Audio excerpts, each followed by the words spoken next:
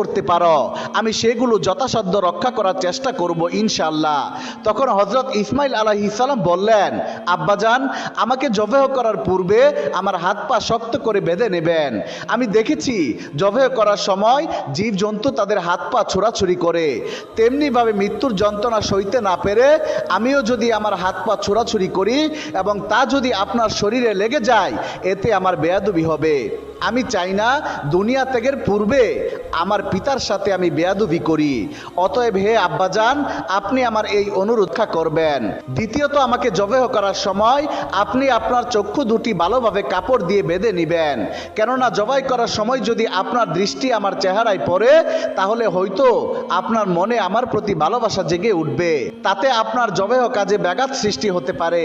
আর আমি চাই না আমার চেহারার কারণে আপনি আল্লাহ রব্বুল আলামিনের আদেশ পালন করতে কোনো রকম বাধার সম্মুখীন হন।